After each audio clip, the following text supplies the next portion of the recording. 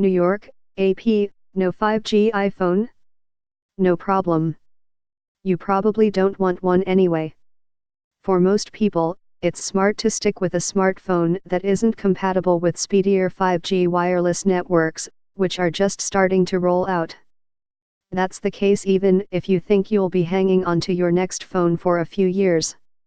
Not only are the first generation 5G phones expensive, their antennas and modems typically work only with particular 5G networks owned by specific mobile carriers. That could limit your options if you're trying to get the faster speeds while roaming overseas or on a rival company's network, or if you decide to switch providers later. Experts say second-generation phones in the coming year will address those and other shortcomings. The research firm IDC, calling 2019 an introductory year at best, expects 5G phones to make up 9% of worldwide shipments next year and 28% in 2023. The target market Samsung, Motorola, LG, and OnePlus already make 5G phones that use Google's Android system. Huawei announced one Thursday, though it's missing popular Google apps because of a US ban on tech exports to the Chinese company. Although 5G phones are a niche product, IHS Markit said phone makers haven't been able to keep up with surprisingly strong demand, especially in South Korea.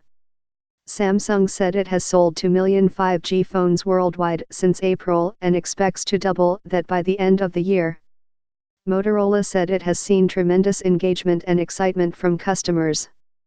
But Motorola said such first-generation products primarily suit early adopters who need to be first on the block. New iPhones out Friday won't support 5G. Apple typically waits for technology to mature before adopting it.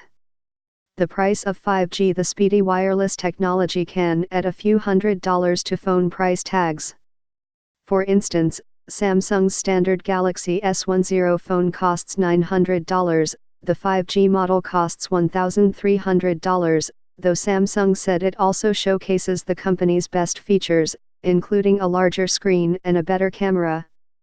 For Motorola, 5G comes as a $350 option for the existing Moto Z series phones. This territory is reserved for the leading-edge type of consumer, those willing to sacrifice a bit more money upfront to be first, said Wayne Lam, an analyst at IHS Markit. Longer term is where the smart money is.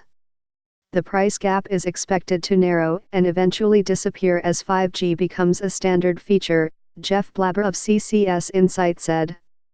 Network limitations. Even as phone companies make big claims about revolutionary new applications, 5G coverage is limited to certain neighborhoods in a handful of cities. While 5G phones can still connect over existing 4G LTE networks, are you willing to spend extra for something you might not see consistently until 2021? IHS Markit analyst Josh Builta asks.